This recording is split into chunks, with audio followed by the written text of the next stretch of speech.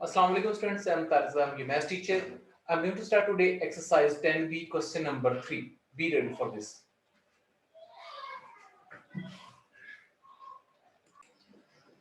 G students, question number 3 part A, part B and part C I'm going to solve. Figures आपके सामने मैं draw कर चुका हूं. अब देखिए क्वेश्चन नंबर 3 पार्ट A को देखिए जरा.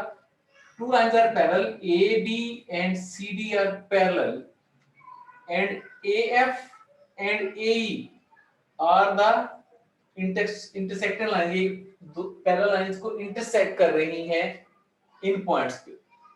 अब हमने सॉल्व करना है कि find the values of missing angles. Missing क्या है? देखिए इसमें ए मिसिंग है, a degree we have to find a की वैल्यू क्या है, और इसमें बी मिसिंग है 2b. What is B? ए और बी की वैल्यू फाइंड करनी हमने.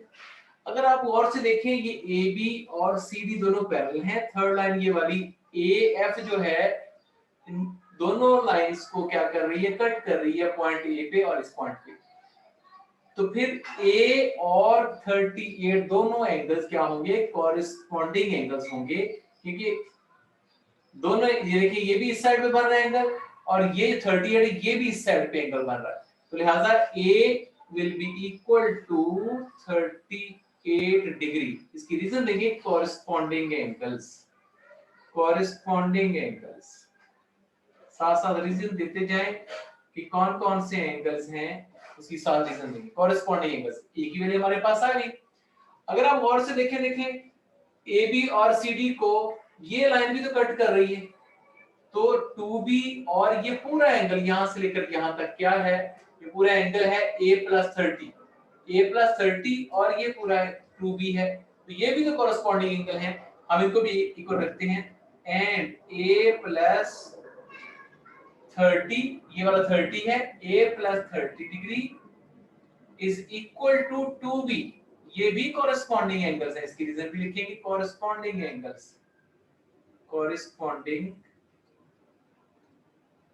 एंगल्स इसकी रीजन भी वही होगी, कॉरेस्पॉन्डिंग एंगल्स. अब देखिए ए की वैल्यू आप फाइंड कर चुके हैं, वो वैल्यू यहां पे यूज कर सकते हैं. 38 यहां पुट करें आप, तो 38 plus 30 is equal to 2b. तो ये दोनों ऐड हुए 68. It will become 68 equals to 2b.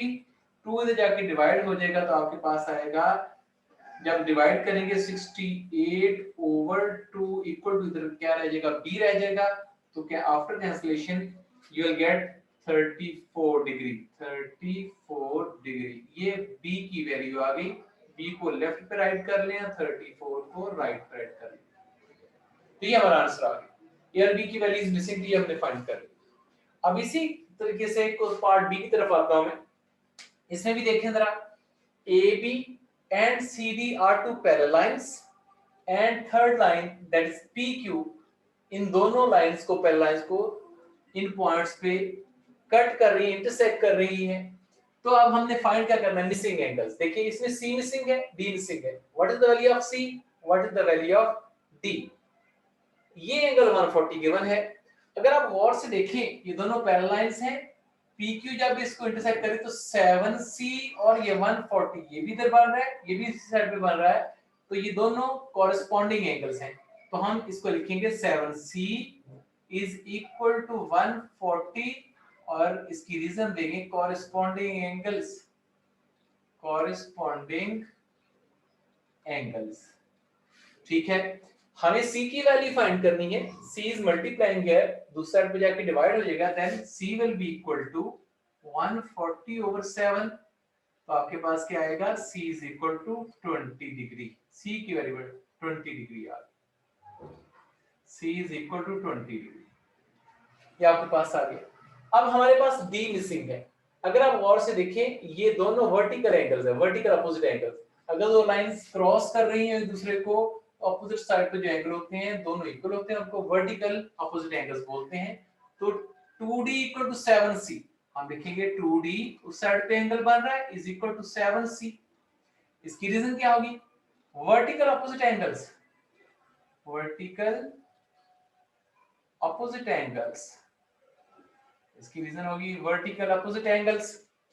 अब इसमें हम क्या करेंगे, c की वैल्यू ऑलरेडी हम फाइंड कर चुके हैं जो कि यहाँ यूज कर लेंगे। Then 2d will be equal to 7 into 20। जब 20 से 7 मल्टीप्लाई होगा तो इट विल बिकम 140। तो ये जो 2d इज इक्वल टू 140 आ गया आपके पास। हमें d की वैल्यू फाइंड करनी है, तो इधर मल्टीप्लाई हो रहा है, दूसरे पे जाके डिवाइड हो जाएगा।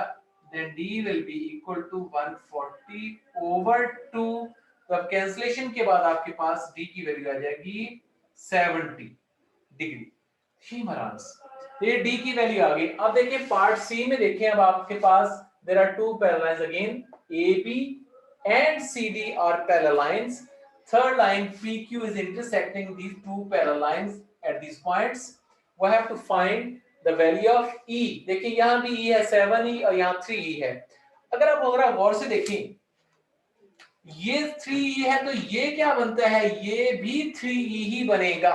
ये और ये दोनों एंगल्स इक्वल हैं, क्या ऑल्टरनेट एंगल्स बनते हैं।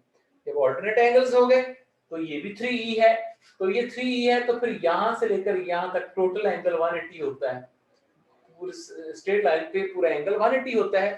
तो ये 3E प्लस 7E दोनों का सम 180 हो जाएगा। हम यहाँ पे राइट करेंगे 3E plus 7E is equal to 180 degree. ये सप्लीमेंट्री एंगल्स कहलाते हैं। दो एंगल का सम अगर 180 डिग्री हो उनको सप्लीमेंट्री एंगल्स बोलते हैं। तो आपके पास ये क्या बन गया, 10E इज इक्वल टू 180। तो 10 उधर जाके क्या हो जाएगा डिवाइड, तो आपके पास E is equal to 180 over 10। ये कैंसिल हुआ तो E की वैल्यू आ गई आपके पास 18 डिग्री। शीत महाराज ये बड़ा आपके पास alternate angles, vertical opposite angle, ये सारे एंगल्स मैंने इसमें डिस्कस किए, जो कि हमने फाइंड आउट कर लिया ए से लेकर सी पार्ट तक। ये स्टूडेंट्स पार्ट डी देखें। पार्ट डी में है there are two parallel lines AB and CD और third line PQ is intersecting these two parallel lines. तो हमने वैल्यू फाइंड करनी है। देखिए इसमें F मौजूद है, इसमें भी F है, तो FE की तो वैल्यू फाइंड करनी है हमने। तो अब देखिए जरा गौर से, दो पैरेलल लाइंस चल रही हैं, तो तीसरी इंटरसेक्ट कर रही है। ये एंगल और ये एंगल आपस में कौन से एंगल्स हैं, ऑल्टरनेट एंगल्स। इनको एक और रख सकते हैं हम इसको राइट करेंगे 3F minus 23 degree is equal to 2F plus 6। इसकी रीजन देंगे alternate angles because these are up in the opposite sides of intersecting lines। इसकी रीजन होगी alternate angles, alternate angles। अब देखें हमें तो वैल्यू f की फाइंड करनी है, तो 2f उठा के इधर ले आए और -23 राइट साइड पे कंबाइन कर लें, तो आपके पास आएगा 3F minus 2F will be equal to, right side पे आपके पास 6 है, तो ये उधर जाके प्लस हो गया, तो आपके पास आ गया 6 प्लस 23। लेफ्ट साइड पे 3F minus 2F है, 3F minus 2F will become 1F। 1 right करने की यहाँ पे जरूरत नहीं है, तो इसको जब हमने इसका सम लिया तो ये कितना आ गया 6, ये आ गया आपके पास 29। सर ऊपर डिग्री लगाएंगे। This is the value of f जो कि हमने फाइंड करनी थी। वैल्यू ऑफ f हमारे सामने है। Okay students, this was our today's lecture. Inshallah see you again tomorrow at the same time at the same place with a new lecture. Allah Hafiz.